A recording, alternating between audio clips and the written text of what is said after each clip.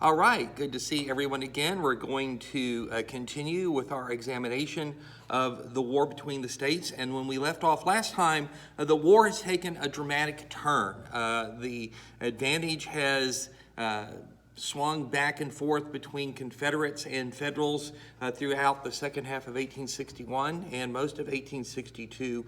But with the Union repulse of the Confederate invasion of Kentucky in October of 1862 at the Battle of Perryville, and the Union repulse of Lee's invasion of Maryland at the Battle of Sharpsburg, or Antietam if you prefer, in September of 1862, President Lincoln had seen the way to issue his preliminary Emancipation Proclamation. And by so doing, he threatened the Confederates that if on January 1st of 1863 they had not returned to the Union, laid down their arms and given up the war, he was going to free the slaves behind Confederate lines. And although this was an imperfect document in the eyes of a lot of people, it definitely changed the Union's war goals. Now it wasn't a war just to save the Union, it was a war to save the Union and destroy slavery. And this, of course, would bring the abolitionists more firmly in on the side of the administration.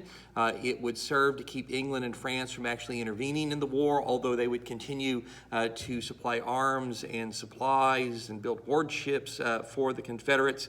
And it would also open the door to enlisting black men in the Union Army and Union Navy, while encouraging slaves to run away and punishing their masters for rebellion, which is one of the reasons that so many Northerners found all of this very acceptable, although, of course, not all Northerners did. Of course, when Southerners heard about it, they pointed to the emancipation threat and said, well, here it is. This is what we told you from the very beginning. This is what Lincoln was all about. This is why we had to secede. So in that regard, this is sort of vindication for the Southern fight eaters who had pushed the breakup of the Union. The one thing that emancipation absolutely does, of course, is it means that it's going to be very difficult now to have a negotiated settlement to the end of the conflict. And so the war is going to continue to grow bigger and more expensive and bloodier. And of course, most of the fighting is taking place in the Eastern Theater, Virginia, Maryland, the Western Theater, where the combat has primarily been in Kentucky and Tennessee and Mississippi. But there has also been a great deal of combat in the Trans-Mississippi Theater as well. We've seen big battles out there at Wilson's Creek in August of 1861, the Battle of Pea Ridge in March of 1862, but some of the most interesting things that happened in the Trans-Mississippi Theater originate in Texas.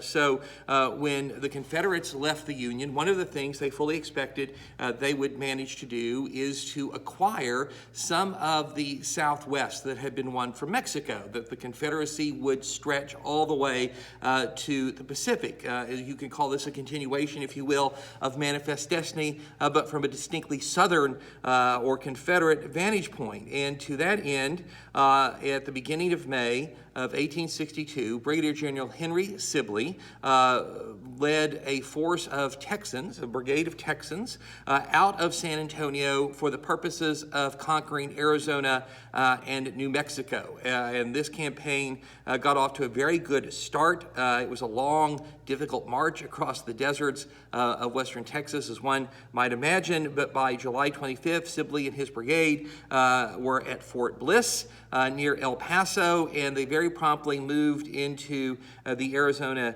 territory, taking the town of Mesilla, then winning a battle at a place called Val Verde in February, and from there they swept up into the New Mexico territory, and the borders, of course, being a little bit different at this point in our history than they ultimately became, and they were eventually going to be able to capture both Santa Fe and Albuquerque, but unfortunately for the Confederates, They were at the end of an impossible supply line. They were forced to live off the land. That land didn't produce very much. It was very sparsely populated. The Federals either carried off or destroyed most of the supplies. The local citizens of at least New Mexico were by and large not friendly, although in Arizona they had been more so. And so the Confederates were sort of living on a very thin margin. And they were attempting to finish up their conquest by holding on to what they'd won and destroying the Federal Army out there under the command of a general by the name of Edmund Canby. And the Confederate effort goes aground in March of 1862 when they lose the battles of Apache Pass and Glorieta Pass. And although the Confederates actually, from a tactical standpoint, did fairly well in these engagements, Federal columns, some of them troops who had been raised in Colorado, managed to get around into the rear of the Confederate lines, destroy their supply trains. So most of Sibley's supplies, the wagons carrying them, the horses and mules that hauled them, were wiped out by the Federals, and that left the Confederates with so few supplies that ultimately they were forced to retreat and abandon New Mexico and Arizona beginning in June of 1862. So for a brief time, the Confederates had carried the war into the southwestern United States, but their early victories had run aground and they had been forced to retreat. Texas, too, is seeing its share of combat. Of course, Texas troops had taken control of all the forts along the Rio Grande upon secession. The standoff between Texas and Federal troops at Fort Brown outside Brownsville had actually threatened to be the flashpoint that started the Civil War before it was negotiated that the Federals would evacuate Fort Brown, and a few weeks later you had Fort Sumter actually start the war. But the Federals are very nervous about Texas because Texas constitutes the only international border of the Confederacy, and the Federals were very frightened, and it turns out unnecessarily so, that the Confederates would use the Rio Grande in Mexico as an end run around the Yankee blockade, which of course became increasingly effective with every passing month of every year the war went on. The reality was that Mexico was in turmoil. It was in the midst of civil war, and then there was a French invasion of Mexico, and the French installed their own emperor, Maximilian, and that led to infighting in Mexico. So there was Texas cotton that made it from East and Central Texas all the way across the Rio Grande. It did manage to purchase some equipment for the Confederates, some weapons, uniforms, these kinds of things, but not enough to do more than supply local Texas troops. It certainly was not the giant conduit of European goods that was going to keep the entire South supplied with war material. But of course, that was hard for the Lincoln administration to see. There was a lot of neutral shipping that was putting in at the port of Baghdad, just below the mouth of the Rio Grande, which by treaty is a neutral waterway, can't be blockaded. And so the Federals very much wanted to plant the flag back in Texas to try and disrupt this trade through Mexico and to send a message to the French that the United States government was not going to tolerate a French imperial existence in the Western Hemisphere. The Federals made their first attempt to get back into Texas in October of 1862 when a small Federal fleet landed a couple of companies of Union infantry in Galveston. And Galveston at that time was the most important city in Texas. It was the principal port through which all of Texas pre-war commerce had flowed. Texas didn't have much of a railroad network. Railroad went from Galveston to Houston, and then from Houston over toward Beaumont, and that was kind of it. But capturing Galveston was a first step toward getting control of that railroad network. The federal intrusion into Galveston, of course, was seen as a great threat by the Confederates and the Texans, and so the commander of Confederate forces in Texas, Major General John B. Magruder, organized a very daring attack to retake Galveston on New Year's Eve of 1862. And so this was a combined ground attack on the federal infantry that was holding the piers outside of the city of Galveston itself, and the federal fleet that was in Galveston harbor, and the attack struck with great surprise. It was a remarkable success. The federal infantry was captured, one federal ship was captured, another federal ship was sunk, and the rest of them were run out to sea, and the Confederates managed to take control of Galveston in one of the biggest and most important battles fought in Texas during the war, and the Federals would never get Galveston back until the war was over. So there's been fighting in the Trans-Mississippi. There's, of course, been a lot of fighting in the eastern and western theaters, but as the end of 1862 nears, it's pretty obvious that the war has fallen back into a stalemate. The Confederates had something of a high tide as they were sweeping into Kentucky and into Maryland, but that tide has now receded, and it's the federal opportunity to see if they can take advantage of it. And there are three principal places where they're going to attempt to do that. And one of them is at Vicksburg on the Mississippi River. Remember, Vicksburg is this city sitting on high bluffs overlooking the Mississippi, where it makes a very sharp bend, and so ships going down or stream have to slow down to negotiate that bend. Ships going upstream fighting the current and having to negotiate that bend need to move even slower. And so it was a real bottleneck, and the Confederates had control of that.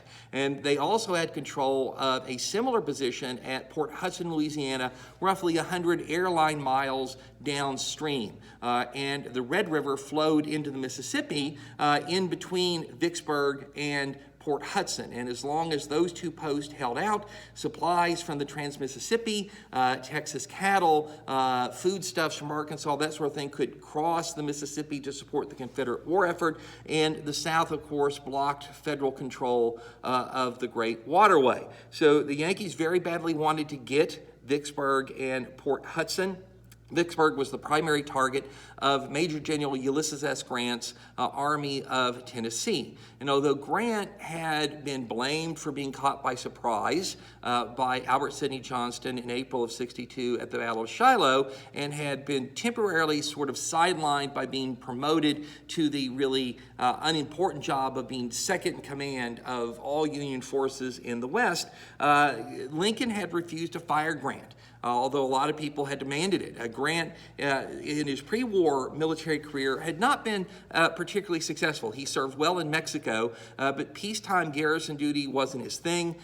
He badly missed his wife when he was away from her, and he took to drinking, and it turns out that Grant was sort of susceptible to alcohol, and he would go on benders, and so he got a reputation of being drunk, which forced him to resign from the Army, and when he comes back into the military, after an abysmal peacetime career. Grant had tried to be a farmer, he failed at that. He tried to be a bill collector, he failed at that. When the Civil War broke out, he was working for his father in his leather goods store, basically living on parental charity, so to speak. Grant had true military talent. He was an excellent father and husband.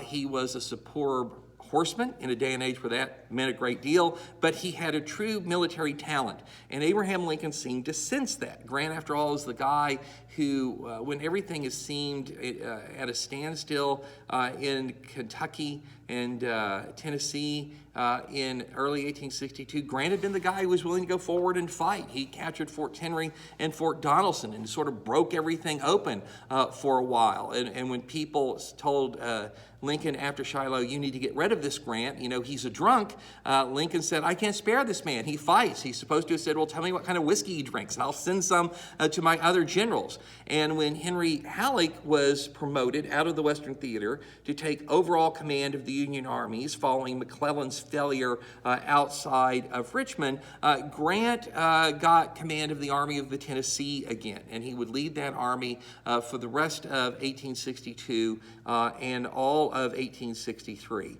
And Grant's job was to capture Vicksburg. And in December of 1862, Grant made his first real stab at the city, and it was a two-pronged assault. He tried to march his main army down from his supply base at Holly Springs in northwestern Mississippi, and at the same time he sent a diversionary force by boat down the Mississippi under the command of General William T. Sherman, who would be one of Grant's most able and important lieutenants. And Sherman was supposed to land very close to Vicksburg and threaten its defenses along the Mississippi, and that was supposed to divert the Confederate defenders of Vicksburg under the command of Lieutenant General John Pemberton, a Pennsylvanian who had married a Southern woman, and when the war broke out, therefore sided with the Confederacy. That was supposed to divide Pemberton's attention, and it didn't work. Sherman tried to attack the Confederate fortifications and was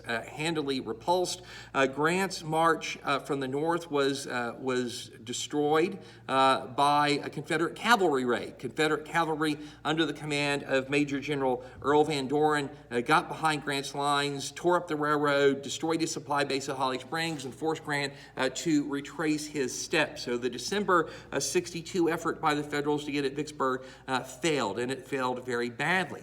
It didn't fail as spectacularly, however, as what happens in the Eastern Theater, where after McClellan is fired by Lincoln for his failure to pursue Lee after the Battle of Antietam, Major General Ambrose Burnside has been put in command of the Army of the Potomac. And Burnside is a very nice fellow. He had a certain amount of military talent, but certainly not enough to command an army, and he was very honest and forthright about that. But Lincoln trusted him. He had won some minor victories along the North Carolina coast. He was one of the ranking major generals in the Army of the Potomac, so he got the job. And Burnside actually started off very well. He designed a very daring campaign to sidestep Lee's army, which was located in central Virginia around Culpeper Courthouse, with a quick march to Fredericksburg on the Rappahannock. And the Rappahannock River at that point is very wide, it's very deep. The bridges over it, of course, have been destroyed earlier in the war. And what Burnside intended to do was to get to Fredericksburg so quickly that Lee would be late. He wouldn't know what was going on.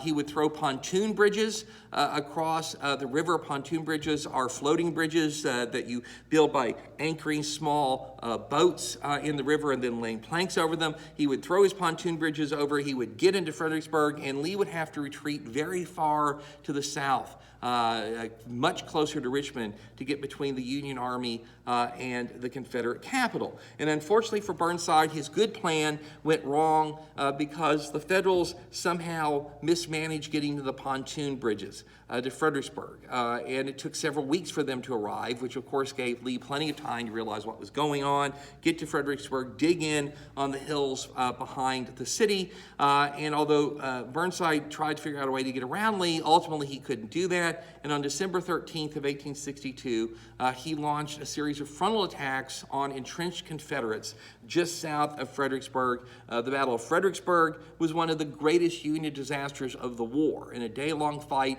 the Federals made multiple frontal attacks on the Confederates. Every one of them was easily repulsed. By the end of the fighting, the Federals had lost 13,000 men, and the Confederates about 4,000, and many of those were lightly wounded. And the Federals were forced to retreat, and Burnside would eventually lose his job for this failure. He would command the Army of the Potomac only for a handful of months before he would be shifted off to another command and replaced by Major General Joseph F. Hooker, who will run the Army of the Potomac for the first half of 1863.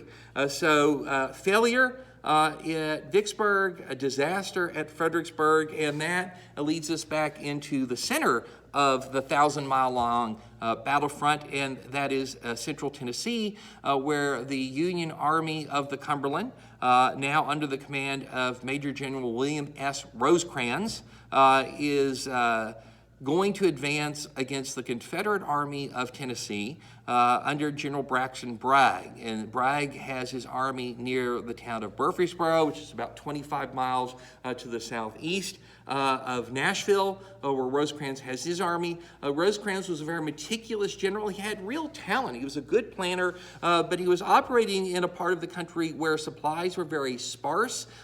This is an area known as the Cumberland Plateau. It's leading up to the Appalachian Mountains on their western side, and it's not a place where an army could live off the land. And Rosecrans believed that only by meticulous preparation and careful planning could he succeed in operating in this kind of territory. So he took a lot of time to get ready. The Battle of Perryville was fought in October of 1862, and it's not until the very end of December 1862 before Rosecrans is ready to launch an offensive. And he only, when he gets to Murfreesboro, Bragg attacks him. The Battle of Murfreesboro, the Confederates called it Stone's River, was the name that the Federals gave to it. It was a touch-and-go thing that was fought on December 31st of 62, and with a day pause in between while the two armies, after having bloodied each other, tried to figure out what the other guy was going to do. There was a second day of battle on January 2nd that didn't go well for the Confederates. So the first day the Confederates did very well but couldn't quite destroy the Union Army. On the second day, the Federals sort of recovered and were ready and waiting, and they repulsed a major Confederate attack. And at that point, Bragg's army sort of shot its bolt. It had taken lots and lots of casualties. This is another incredibly bloody battle, and the Confederates who basically have lost something like 14,000 men. The Federals have lost something like 17,000 men, so hugely bloody. Two-day fight. The Confederates are forced to retreat. They don't retreat very far, back to the city of Tullahoma, which is still shielding the incredibly important railroad junction at Chattanooga in southeastern Tennessee. But Bragg retreated successfully, and Rosecrans let him go. And basically, Rosecrans is going to sit down for the next 6 months and accumulate supplies and reinforcements again before he moves. And so, although the Federals could claim Stone's River as a victory because the rebels retreated, even though, like Sharpsburg, it was a stalemated battle. Lee had retreated, so McClellan could say he'd won. The same thing at Murfreesboro or Stone's River. The Confederates retreated, so Rosecrans could say he won. But actually, the rebels had stalemated the Army of the Cumberland. And so as 1862 came to an end, the Federals have not gained any momentum from their fall victories. And so the two sides go into winter quarters. So remember, this is just like during the American Revolution. In wintertime, the roads, which are mostly unpaved, become bottomless quagmires with snow and rain. There's no grass in the field to feed the animals, and so it's very difficult to maneuver big armies to undertake campaigns. And so the armies would build cabins, and they would basically spend the winter trying to keep themselves fed and warm, and you wouldn't have campaigning again until the spring. And so the spring of 1863 has this feeling like it could be decisive. This could be something of a turning point. On January 1st, Lincoln had issued his formal Emancipation Proclamation. So the threat that he had put out after Sharpsburg with his preliminary Emancipation Proclamation has now become permanent and given the rebels even more of a reason to fight to the last ditch. And so you can count on the fact that the war seems to be heading towards some sort of crescendo. The principal campaigns in 1863 are going to take place around Vicksburg and in central Virginia, at least to start. And they don't go very well. Grant is has spent January, February, March, and April of 1863 trying to figure out a way to get at Vicksburg. And remember, Vicksburg's on these tall bluffs. It's got hills and swamps to its north, its northeast. Grant has tried to dig canals to divert the Mississippi River so it no longer runs past Vicksburg. None of that worked. He's tried to send amphibious expeditions through a series of bayous that might allow him to land troops on the east side of Vicksburg and get at the city from that direction. These have all failed, and so Grant seems to be stymied there in front of Vicksburg. That is until mid-April of 1863, when Grant decides to do something very daring. The North controls the west bank of the Mississippi River in Arkansas on the opposite shore from Vicksburg. And what Grant plans to do is march his army down the west bank and then have the Union Navy run its ships at night past the guns on the bluffs looking down on the Mississippi at Vicksburg. And he's hoping that he can get enough ships and enough supplies and gunboats past the Confederate batteries to transport his army from the Arkansas shore to the Mississippi shore, and then he'll attack Vicksburg from the southeast. It's an incredibly daring thing. If it doesn't work, it's pure disaster because dangerous enough for boats to try and slip past Vicksburg with the current in their favor. If the Federal ships get past Vicksburg, but they get shot up in the process, they're not going to have the power, the steam power to get north of Vicksburg. And so Grant's taking a huge gamble here, but it works. In mid-April, the Federals managed to run past the Confederate guns. In the darkness, the Confederates inflict minimum damage. Grant is able to cross his army from Arkansas into Mississippi, and at that point, the Federals are on the same side of the river as the Confederates, and Grant begins a operation against Vicksburg. And while Grant's moving against Vicksburg, Joseph Hooker has launched an offensive against Lee near Fredericksburg. He tries to outflank Lee to the west, and he manages to get across the Rappahannock River and come down on Lee's flank. He also leaves part of his army at Fredericksburg, and that part's supposed to freeze Lee in place so Hooker can come around his flank. And what Hooker expects Lee will do is to retreat. But that's not the kind of general Lee is. He's very aggressive, he's highly competent, and so instead he leaves a handful of troops in Fredericksburg, and he takes most of the rest of his army to the west, where he runs into Hooker at a place called Chancellorsville. And Hooker is so surprised that the Confederates have gone over to the offensive, he basically stops, and he puts his army in defensive positions, and when he does that, he doesn't secure his right flank to the river or any very strong terrain, and that allows Lee to send his brilliant subordinate Stonewall Jackson with his entire corps to march all the way around to Hooker's right. Takes most of a day on May 2nd of 1862, but when Jackson attacks, it's devastating. He crumples the entire Federal right flank, and Hooker is forced to retreat. The Battle of Chancellorsville sees Lee divide his army 3 times against a force that's twice as big as his. Hooker had 120,000 men, Lee had 60,000 men, and despite that, Lee wins this spectacular victory, and Hooker is forced to retreat. But it was a victory that came at a high cost for the Confederates. They had almost 13,000 men killed or wounded. That was 22% of their army. The Federals lost 17,000 men. That's something like 13% of their army. But the casualty that mattered more than any was Stonewall Jackson, who, while conducting a night reconnaissance in front of his own lines in preparation for renewing the attack, was coming back toward his own troops with his staff. But in the darkness, the Confederate soldiers on the front line perceived Jackson and his staff to be Union cavalry about to attack them, and they opened fire, and they badly wounded Jackson and several other Confederates, killed a few.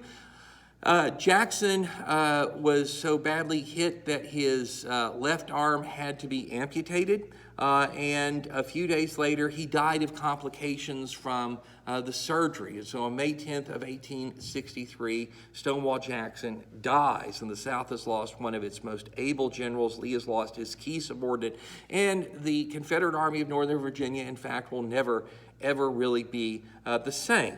At the same time that this disaster is happening to the Confederate cause and the death of Stonewall Jackson, Grant is winning a series of battles that forced the Confederate Army defending Vicksburg back into its fortifications. And so at the end of May of 1863, Grant is now surrounding the Confederates at Vicksburg. He's made contact with the Union Navy. He's getting lots of reinforcements. A 30,000-man Confederate Army under Pemberton is pinned in inside Vicksburg. And Grant, although he tries a couple of assaults to break in, those fail, so he resorts to a siege. He's going to starve Pemberton into surrender. And the Confederates have to decide what to do about this. Another federal force under General Nathaniel Banks is doing the same thing to Port Hudson. And if the Confederates lose these two positions, they're going to lose two armies, and they're going to lose control of the entire Mississippi River, and the Confederacy is going to be split in half. The question is what to do. Joseph E. Johnston recovered from his wounds in front of Richmond at the Battle of Fair Oaks.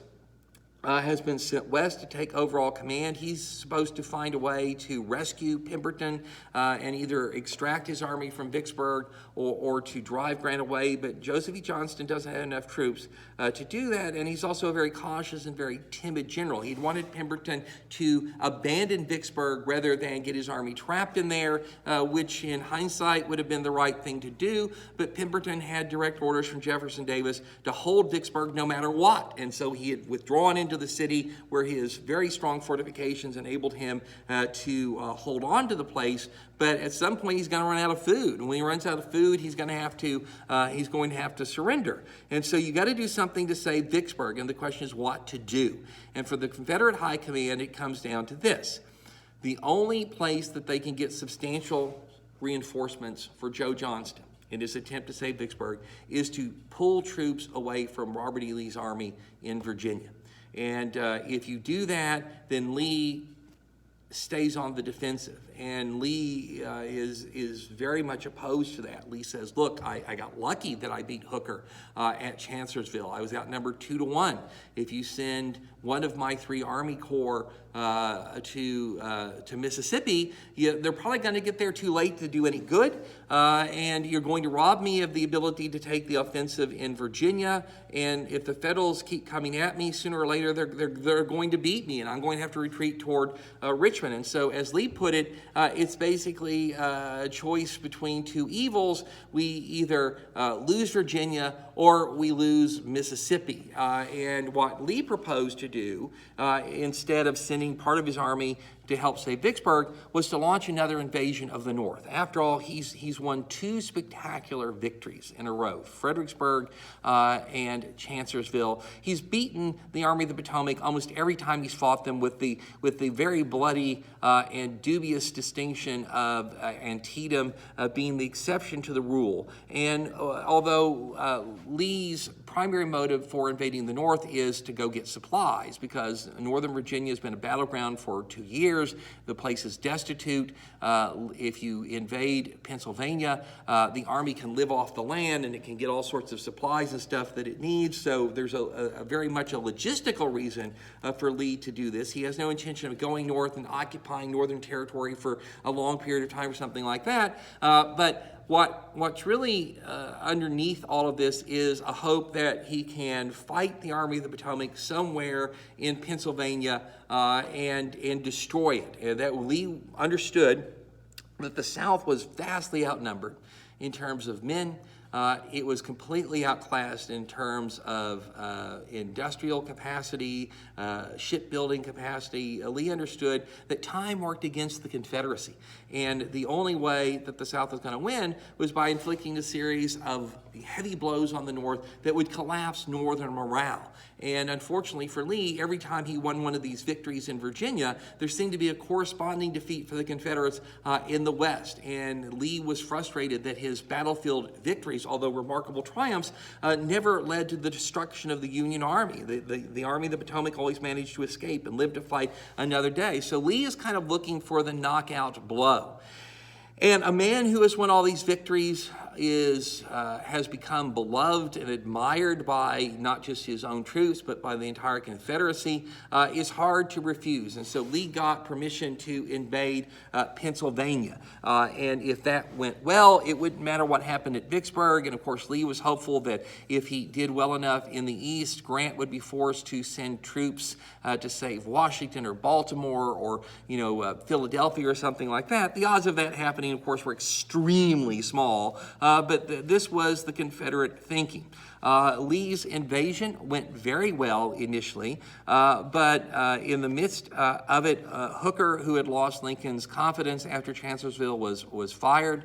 A new federal commander, Major General George Gordon Meade, a Pennsylvanian, was put in command of the Army of the Potomac, and just 3 days before the lead elements of the Army of Northern Virginia and the Army of the Potomac accidentally collided with each other at an important crossroads village called Gettysburg. And so on July 1st of 1863, the Battle of Gettysburg begins. It will be one of the biggest battles of the war and one of the bloodiest. By the time that it's over, something like 50,000 casualties will have been inflicted between the two sides. And the fighting on all 3 days is extremely brutal and very tough. The Confederates triumphed on the first day. They drove the Federals backward from the position they were holding, but the Yankee forces rallied on high ground on the other side of Gettysburg. On July 2nd, Lee launched very powerful attacks along his entire front that came incredibly close, time after time after time, incredibly close to cracking the Union line and winning the battle, and with it possibly the war. But at the last moment, the Federal troops plugged the gaps in their line and repulsed the Confederates. On July 3rd, Lee attempted a very daring and gallant attack on the Union center that comes to be known in the history books somewhat inaccurately as Pickett's Charge. It is one of the most remarkable assaults of the entire war. Great pageantry, incredible bravery, but it was knocked to pieces by Union artillery, and it was repulsed with exceptionally heavy losses. And at that point, Lee had no choice but to retreat back into Virginia. He slipped away after holding his ground all through July 4th. He gets to the Potomac River roughly 9 days later, and the river is flooded. It can't be forded. A bridge he'd left behind had been destroyed by Union cavalry, and so Lee was trapped on the Maryland shore. Meade had conducted a difficult pursuit of Lee. The Army of the Potomac was as badly shot up by its victory as the Army of Northern Virginia had been by its defeat. And when Meade gets to the area around Williamsport, where Lee has dug his army in, he is hesitant to attack. The Confederates in a very strong position, and with a flooded river, Meade believes that he has time to muster his forces and to plan thoroughly for an assault. That doesn't go over well in Washington at all. Lincoln and Halleck tell him he must assault at once before Lee gets away, but Lee manages to escape. His engineers build a bridge, and they get over the river, and when Meade advances on July 14th to try and finish off the Army of Northern Virginia. The Army of Northern Virginia is gone, and although Meade will follow it across the Potomac, and he and Lee engage in sort of a chess match with each other on either side of the Blue Ridge Mountains, the Confederates eventually manage to get back to Culpeper Courthouse. The Federals follow them, and so by the time you get to August of 1863, the war in Virginia has kind of gone back to the old battleground, the stalemate there in central Virginia again. So the Federals have won this great battle at Gettysburg. Lincoln is going to make a great speech there in November, which is exceptionally well remembered. It sort of sums up what the Union was fighting for. The occasion is the dedication of a national cemetery there where Northern soldiers killed in the battle are buried. But Gettysburg is not, as has often been represented, the turning point of the war. What if Lee had won is always the question. Well, Lee didn't win.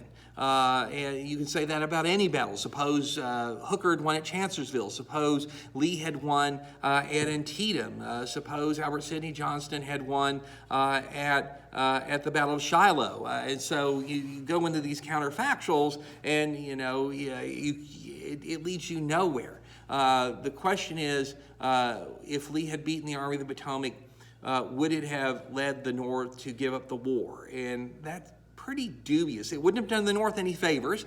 Lincoln believed that it would have led to defeat of Republicans in the congressional elections that November, which would not have benefited his ability to keep the war going. But by and large, the war in Virginia, the war in the East after Gettysburg, looks very much like it did before Gettysburg. So Gettysburg's another great big bloody battle, lots of drama, lots of human interest. If things had gone differently, perhaps it changes the course of the war, but they didn't go differently.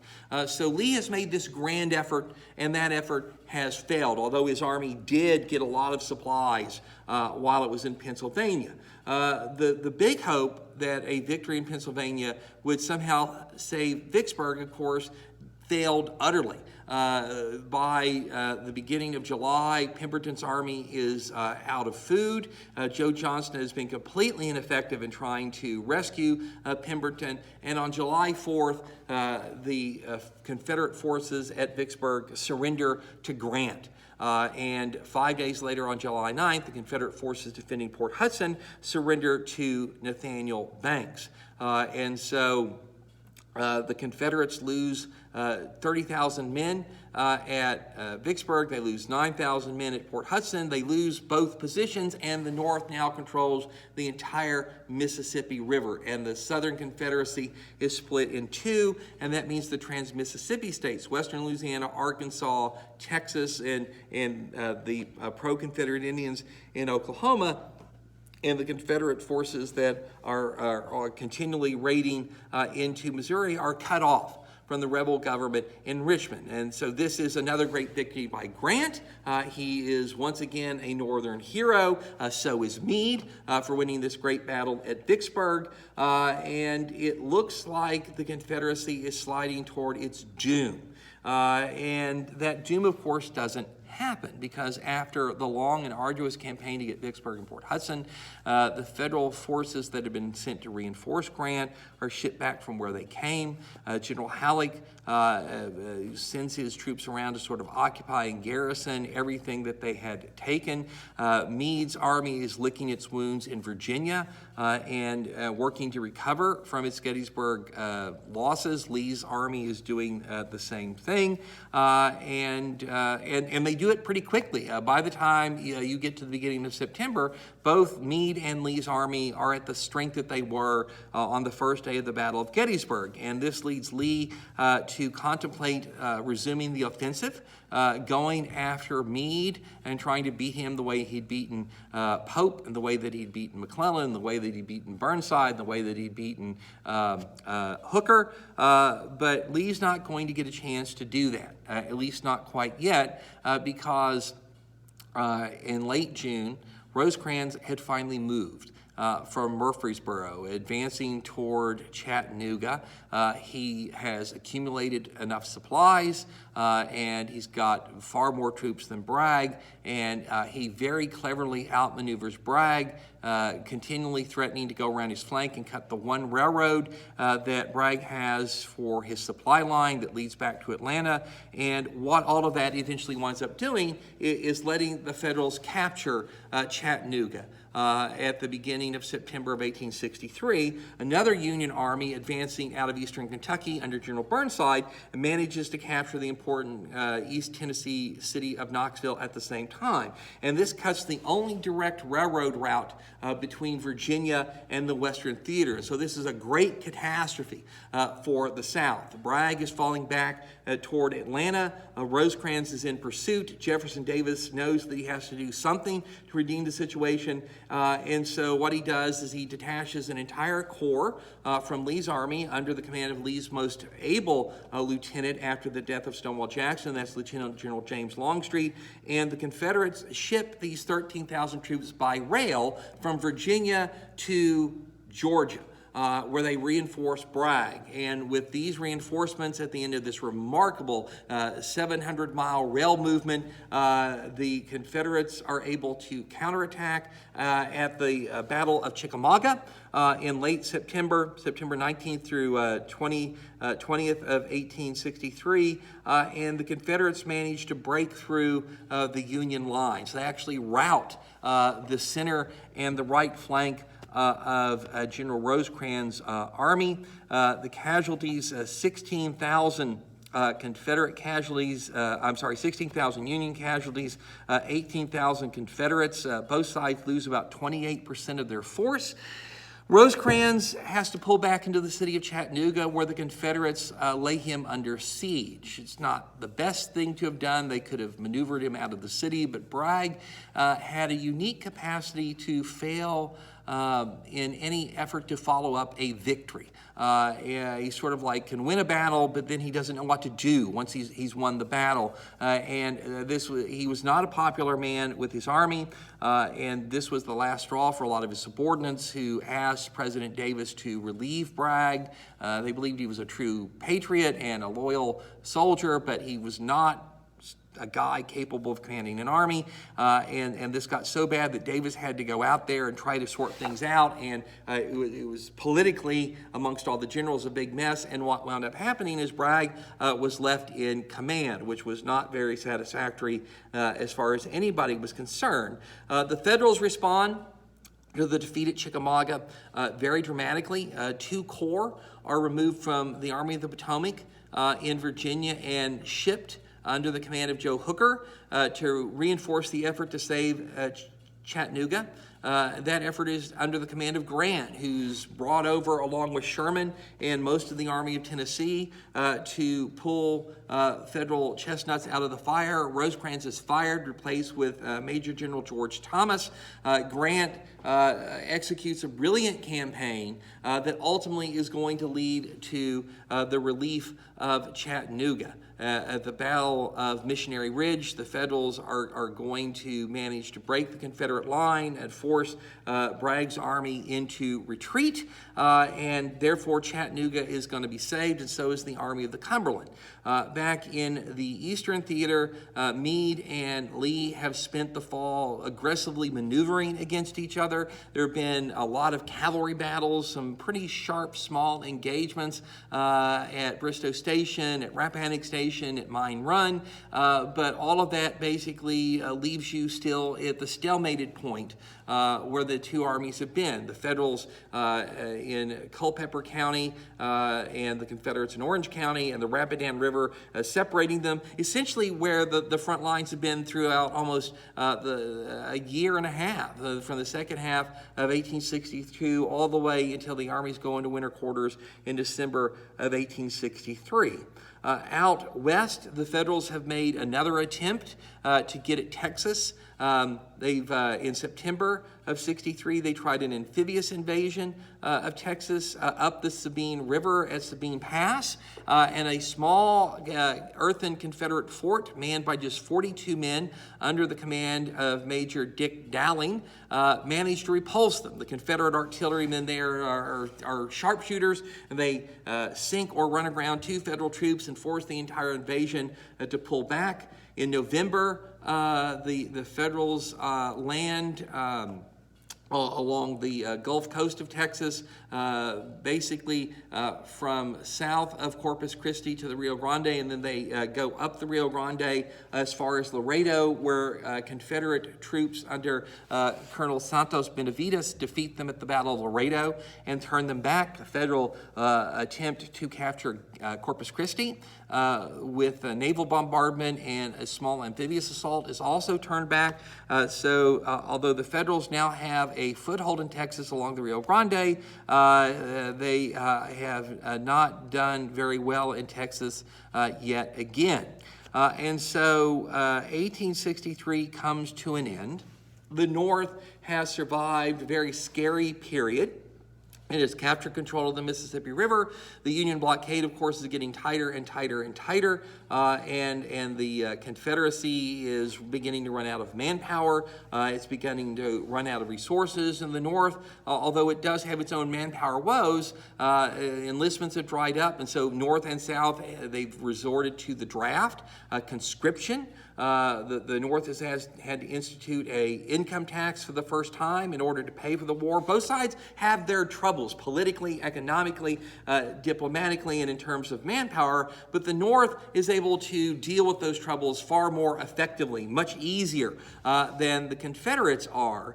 But where does that leave us as 1864 dawns? Well, one of the things that's happened as a result of the victory at Chattanooga is Grant has now solidified his status as the very best of the Union generals. And so he has been brought to Washington and put in command of all the Union armies.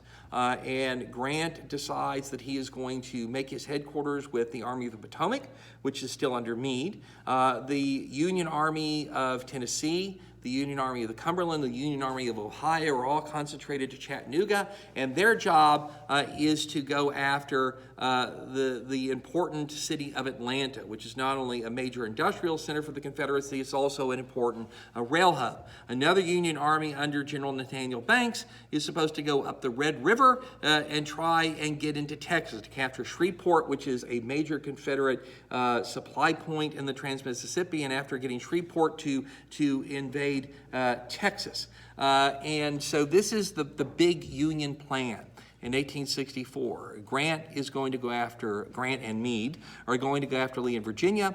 Sherman is going to go after the Confederate Army of Tennessee defending Atlanta. That army is now under the command of Joseph E. Johnston. Bragg's been fired after his defeat at Chattanooga, and General Banks is going to try and capture Shreveport and get into Texas. How does it work out? Well, it doesn't get off to a good start.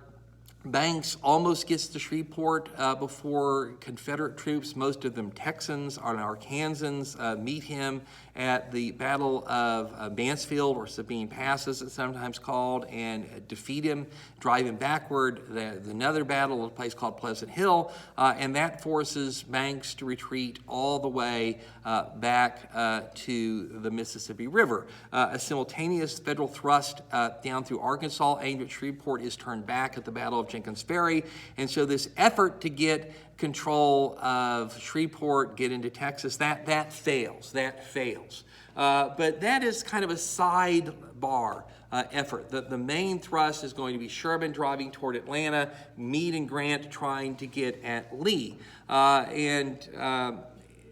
Everybody understands that this is now the decisive campaign. This is the decisive year. There's going to be a presidential election in November. If the Confederates can hold out, if they can hold on to Richmond, if they can hold on to Atlanta, if they can frustrate the North, if they can inflict heavy casualties, they can make it look like the Union war effort is a failure. The North has had all these successes. It's captured Vicksburg. It's captured the Mississippi River. It's captured Chattanooga. It's captured Nashville. It's captured New Orleans. It's captured Memphis. It's won battles at Antietam and at Gettysburg. And yet, for all of that, it seems that the Confederacy is as resilient as ever. And a lot of Northerners, looking at the horrific casualties, hundreds of thousands of men have now died on the battlefields or of disease in the camps. The cost of the war is astronomical and skyrocketing all the time. Can we do it? Is it worth it? Is this an impossible job? And so if the Confederates can hold out in 1864, then Northern voters might decide that it is an impossible job and fail to reelect Lincoln.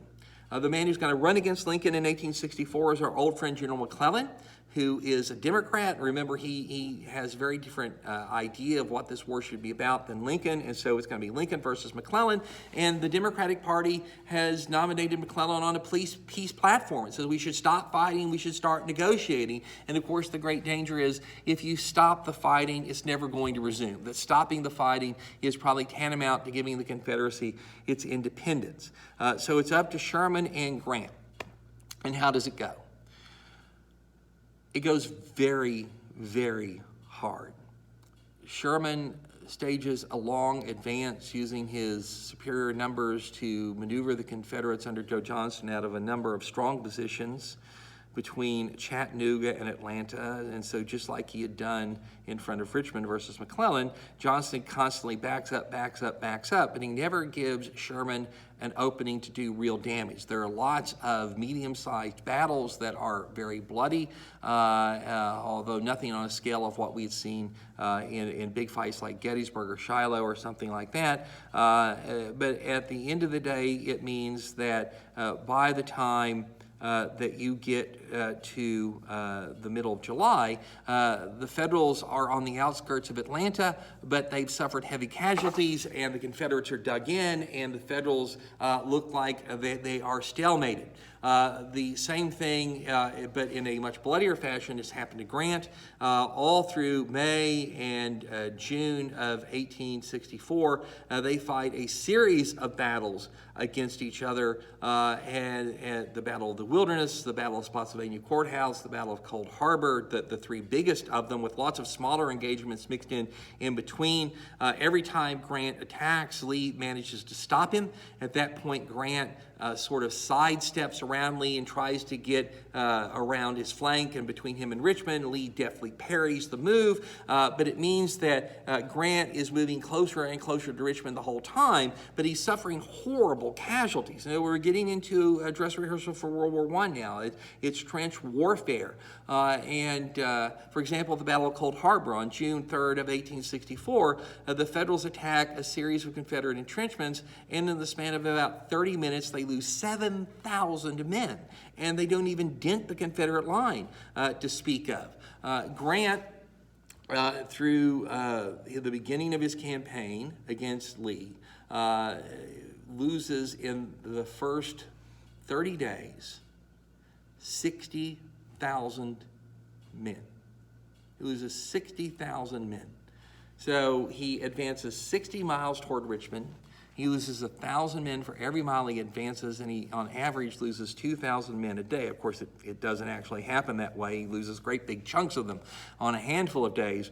But Grant does manage to get across the James River and make a stab at the city of Petersburg, which is just south of Richmond, and it is a very important city because all the railroads running up through North Carolina that feed Richmond, crops and livestock and raw materials and military goods go through Petersburg. And so Petersburg is exceptionally important. The Federals try to get it in mid-June of 1863. Lee barely manages to stop them. And at that point, Grant is forced to acknowledge that the Army of the Potomac has basically shot its bolt. It's been constantly reinforced, so it's as strong as it's ever been, but the quality of soldiers has steadily declined as conscripts and less willing soldiers are brought in. And every time Lee, Meade, and Grant try and get around Lee's trenches, Lee parries the blow, stops them from doing it, but then the trench lines get a little bit longer and a little bit longer and a little bit longer, and the Confederates, of course, have suffered horrendous casualties as well, and they have far less manpower than the Federals do. And so as Lee's trench lines around Petersburg and Richmond get longer and longer and longer, he has to spread his army out thinner and thinner and thinner to hold them. And he's going to manage to pull that off for 10 months, but those 10 months are going to see the strength of his army atrophy. It's going to decline as it's not well fed. The Federals, one by one, are going to cut the railroads running into Petersburg, which is going to make the Confederate supply situation that much worse. The Confederate economy by this point is beginning to collapse. But the worst thing that's happened to the Confederate hopes has happened around Atlanta. So at the end of August of 1864, it very much looks like the North is about to lose the war. Despite Vicksburg, despite Gettysburg, despite Chattanooga, the war is stalemated. Sherman's stymied in front of Atlanta, Grant's stymied in front of Richmond and Petersburg. The casualties have been horrendous. When Sherman and Grant took over the Northern war effort, Northern morale soared. Hey, we found the first team. These are the guys who are going to finish it all off. And what they had expected in the spring of 1864 was dramatic and rapid victory. And what they had gotten instead was this series of bloody battle after bloody battle after bloody battle, the nonstop fighting every single day, casualties skyrocketing and leading to stalemate. And in fact, the Republicans became so despondent about all this that they actually considered not nominating Lincoln because they didn't think he could win re-election. They just couldn't figure out who to replace him with. Lincoln himself writes a letter that he files away that says it looks very much like I'm not going to get reelected. If I don't get reelected, the North is going to lose the war. And it gets even worse. In July of 1864, Lee had sent part of his army under a general by the name of Jubal Early into the Shenandoah Valley to replay Stonewall Jackson's old tricks from 1862. Early managed to win some spectacular victories in the Shenandoah, crossed the Potomac into Maryland, and he actually fought his way into the suburbs of Washington, D.C., was almost ready to take the Union capital when reinforcements from the Army of the Potomac showed up at the last minute to keep that from happening. Early was able to retreat back into the Shenandoah Valley, and the Northerners staged an ineffective pursuit. But look at this. Look at this where we are at the end of August. Is the Confederacy on its last legs? And it doesn't look like it is to a lot of Northern voters. We had the most horrendous casualties of the war. No end of that in sight. We've advanced mileage-wise, a considerable distance, but all we've got now is stalemate in front of the trenches of Atlanta, the trenches of Petersburg and Richmond. The Confederates have actually gotten to the outskirts of Washington, D.C.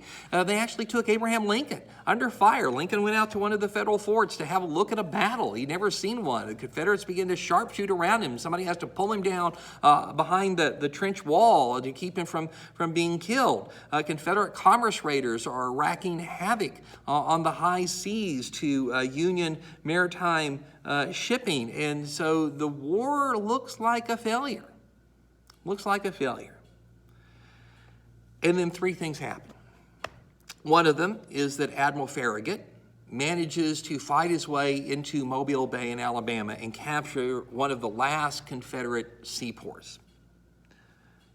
It's a ray of hope. It's an important thing, but a relatively minor thing. The big thing that happens is that in a series of battles around Atlanta, Sherman triumphs over a Confederate general named John Bell Hood, a Texan. Hood was a very aggressive fighter. He had replaced Joseph E. Johnston, who got fired by Jefferson Davis for not fighting a major battle north of Atlanta. Hood launched a very aggressive campaign to drive Sherman away from Atlanta and destroy his army. He's trying to mimic what Lee did to McClellan in the 7 days battles of the Peninsula Campaign way back in May of 1862. The war's different now, and the Federals, although they have to fight very hard, are able to parry all of Hood's thrusts. The Confederates lose lots of men, very heavy casualties. That requires them to thin their lines out so much that Sherman is able eventually to maneuver in such a way to cut the last railroads running into Atlanta, which means the Confederates under Hood defending it can't supply themselves anymore, and they're forced to evacuate the city. And on September 1st, Sherman moves into Atlanta. Just a couple weeks before that, another Union army under the command of General Phil Sheridan in the Shenandoah Valley had finally run down Jubal Early's Confederates who had attacked Washington, and he defeats them at the Battle of Cedar Creek. And so 3 very stunning Union victories within a few weeks of each other. Mobile Bay, Cedar Creek, the fall of Atlanta, and it's particularly the fall of Atlanta that politically turns the tide, because it pulls the rug out from under the Democratic claims and the claims of candidate McClellan that the war's a failure, that we can't win it. We're making no progress. And as a consequence of Atlanta in particular, Lincoln wins re-election. And when Lincoln wins re-election, that's sort of the death knell for the Confederacy, because it means there's got to be another 4 years of war, or at least so it seems. In reality, would the North have sustained another 4 years of war? The answer is probably not. In fact, no less a person than Grant said that even after Lincoln's re-election, we had probably a year.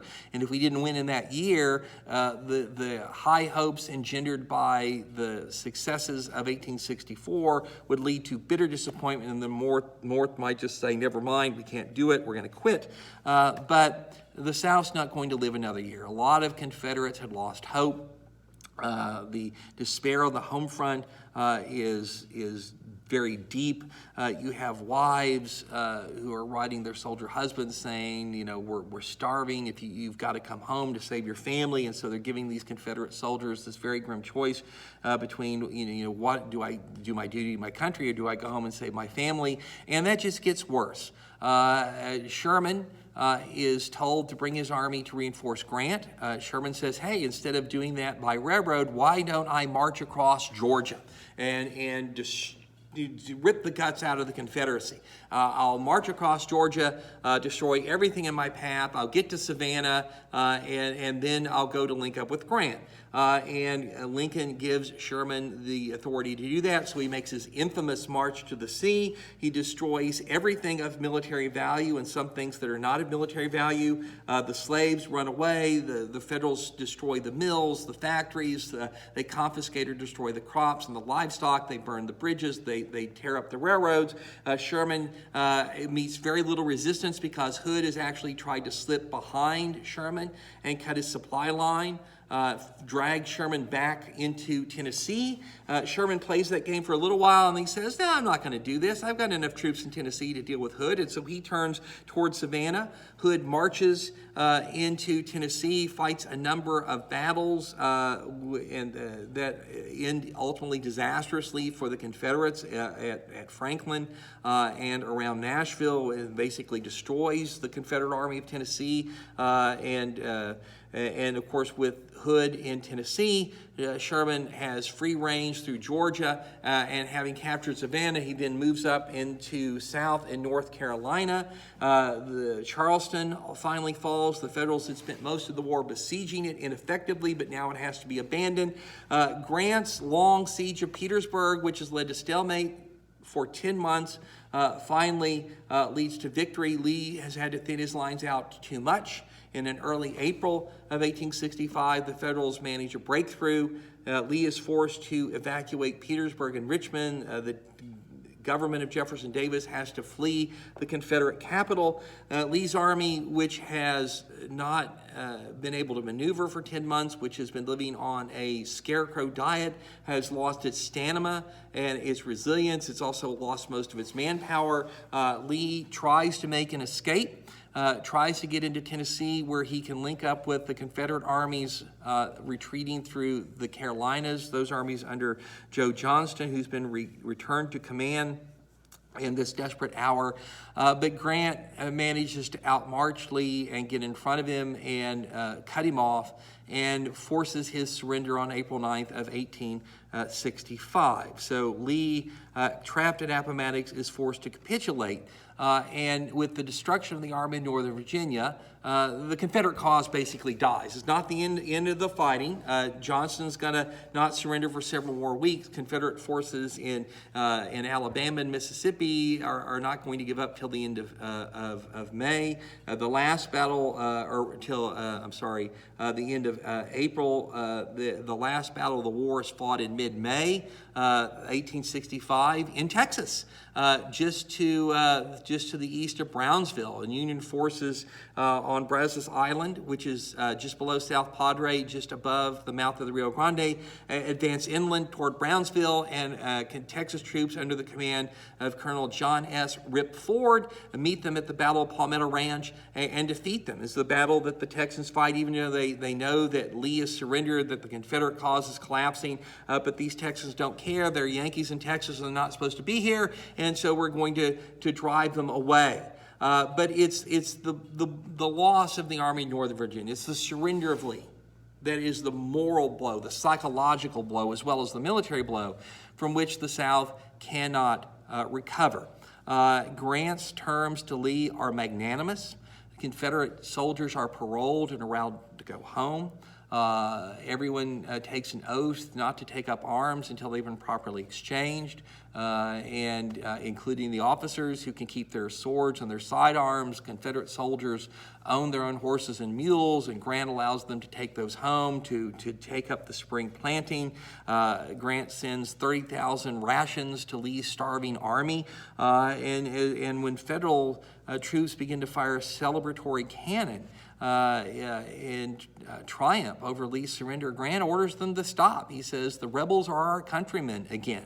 And he says of Lee and the Confederates, he admired them. He never knew a people to fight so hard, so gallantly, and so well and so long for a cause, even though he believed that cause was the worst one for which people could ever fight. Lee's subordinates, some of them wanted to disband the army and take up guerrilla warfare, which of course would have plunged the country into years, maybe decades, perhaps generations of guerrilla war, blood feud, and Lee refuses. He says, look, we gave it all. We fought with great honor and chivalry and gallantry, and we've done our very best. But the battlefield is decided, and we're not going to do that. And in refusing to do that, Lee, of course, sets the country on a path that is going to enable it to recover and reunite very quickly. And so this is one of the things that adds to Lee's luster. He had a brilliant pre-war career in the Army as an engineer, as a soldier.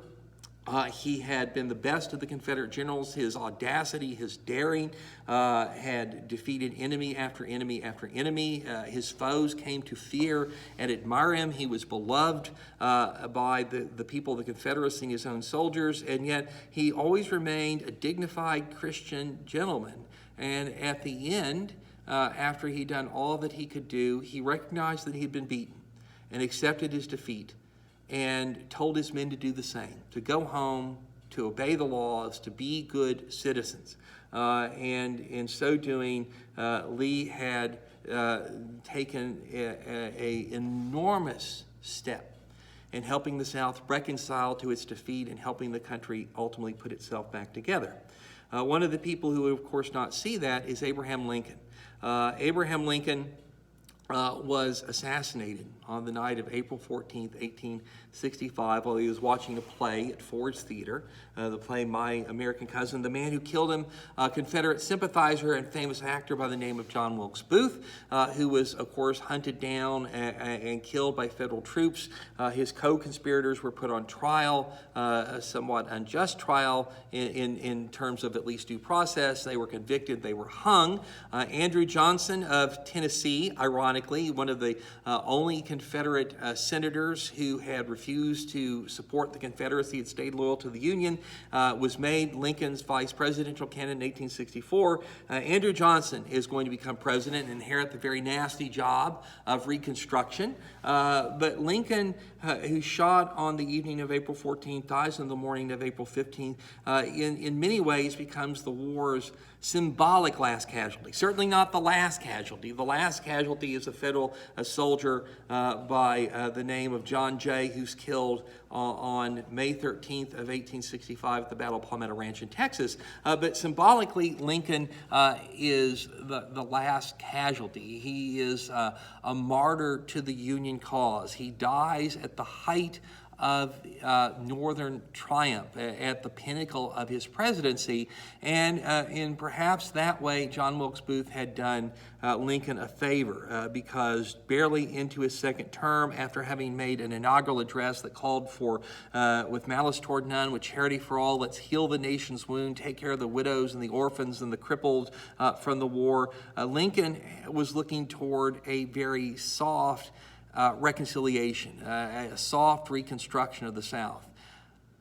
His party, the Republican Party, dominated in Congress by radicals who were determined to have a very harsh reconstruction, to come down hard on the Confederacy for rebellion, was not inclined in the same direction. Reconstruction is going to be a turbulent, nasty process. Any politician who had to try and manage it was not going to come off looking terribly well. In history, it was that difficult a situation, and John Wilkes Booth killing Lincoln meant that wouldn't be Lincoln's problem. And so Lincoln, this wise man, this sage, this soul that seemed to encompass the tragedy that the country was going through, who never came to hate the Confederates and the Confederacy, even though he was waging all-out war against them, was sort of the northern equivalent of Lee, a Christian gentleman who symbolized far more than just the presidency of the United States, symbolized the agony of the country, and had suffered that agony personally in a very real way. And now he is dead, the first American president to be assassinated, unfortunately not the last. But with Lincoln gone, the business of Reconstruction is going to be in Andrew Johnson's hand. But the war has been won. The war has been won. The South has lost it militarily. It could have won it. It came very close to winning it on a number of occasions, but bad battlefield decisions, defeats at critical times had robbed the South of the relatively narrow window of opportunity it had to try and pull off of the American colonies had pulled off against England in the Revolution. So the South had been beaten in part because it was outnumbered, because it was outproduced, because it was blockaded, and it was outspent. But beyond that, it lost the critical battles at the critical moments that enabled the North to prevail once the right Union generals came to hand, and the men who were willing to marshal and could effectively use the superior resources of the North against the well-led but under-resourced Confederates, some of whose generals made critical mistakes at critical moments to cost the South its chance for victory. So the Union has been saved, and with the salvation of the Union, slavery has been destroyed. And the great poison that had troubled so much of America's politics and helped lead up to the war has now, in at least a political sense, been removed. The South has been devastated by the war. The war killed 620,000 men. 2% of the entire American population has died in the Civil War. If we were talking about a war killing that many Americans today, we would be discussing around 7 million dead. And of course, the number of men who'd been crippled by disease or maimed on the battlefield was far, far larger than the number who had died. And the South suffered far more than the North. 25% of the white men of the South died in the Civil War, and another 30% were crippled by the war. There would be a whole generation of Southern women who would grow old without marrying, without having children, because there simply weren't enough young men left to marry in the post-war South. And of course, the South has not only been physically devastated, its railroads torn up, its cities burned, its industry destroyed, its fields laid waste, its harbors blocked and ruined. The wealth of the South, so much of which was caught up in slavery, the ownership of slaves, has been swept away as well. And the South, in many ways, is economically going to become a third world country and remain that until we get past the Second World War. So the wounds are very deep in terms of new graves, widows, orphans, men who've lost arms, legs, eyes, hands, feet, men whose health has been crippled by disease. There's a lot of bitterness, there's a lot of resentment, but the country is going to be able to put itself back together. And it's going to do it remarkably quickly. And one of the reasons for that is the veterans. The veterans who had shared the same hardships on the march and camp, who had faced disease and bullets and shells, who had used the same weapons, the same tactics, had fought the same way, and who had displayed the same gallantry, the same chivalry, the same steadfastness, those American traits that have always been exhibited by America's servicemen and women. And the soldiers, the veterans of the two sides, although they had fought exceptionally hard against each other, came to have a bond with one another when the war was over. They had been through a shared experience, something that the civilians could not understand. They saw each other as comrades, even though they'd been fighting against each other. They had more in common with each other after the bloodshed than they had before. And it was that bond of the veterans, that respect that the veterans had for each other, although they would always disagree about who had been right and who had been wrong. It was that bond, it was that respect that is going to play a key role in allowing the country to put itself back together. But putting itself back together is now what the country must turn itself to doing, because the war is over. And with the war over, let me ask you our 5 questions. Question number 1, the fall of what city leads to Lincoln's reelection in 1864? What city's fall in 1864 leads to Lincoln's reelection? Question number 2, name of the battle in Pennsylvania where Lee's hope of winning the war and saving Vicksburg in 1863 comes to an end. What is the name of the battle in Pennsylvania in early July of 1863 that leads to the defeat of Lee's hope of winning the war and saving Vicksburg? Question number 3, what is the name of the Confederate officer who attacks Washington, D.C. in July of 1864? What is the name of the Confederate officer who attacks Washington, D.C. in July of 1864? Question number 4, give me the name of the Union general who leads the successful campaign against Atlanta and then marches to the sea. What's the name of the Union general who leads the successful campaign to capture Atlanta and then marches to the sea? And then the last and final question, what is the name of the man, the famous actor who kills Abraham Lincoln? What is the name of the famous actor who assassinates Abraham Lincoln? So question number 1, the fall of what city in 1864 leads to Lincoln's reelection? Question number 2, what battle in Pennsylvania in early July destroys Lee's hopes of winning the war and saving Vicksburg? Question number 3, what's the name of the Confederate general whose forces attacked Washington, D.C. In July of 1864? Question number 4, name of the Union general who leads the successful successful campaign against Atlanta and then marches to the sea? And lastly, what is the name of the famous actor who assassinates Abraham Lincoln on April 14th of 1865? So send those in to me, and we will go from there. So here's what's going to happen. This is the last lecture that's going to be on your test. So this is the final set of questions that will be scored for the last exam. We are going to have one more lecture. It's going to be on Reconstruction, but that lecture is not going to be on the exam. I'm going to ask you questions, and you're going to have to send in those questions to prove to me that you've listened to that final lecture, just like I was going to require you to be that last lecture on the final night of class, even though you would have taken your last test at the beginning of that period. So I'm going to make you listen to that last lecture. You're going to have to prove to me that you did it by sending in the questions. But we're going to stop with the end of the Civil War for the test because I want to give you maximum time to be able to write your essays, to send in sample thesis paragraphs and outlines to me and stuff like that, so I can give you feedback and you can have your best performance. Basically, all of you are still on the improvement system.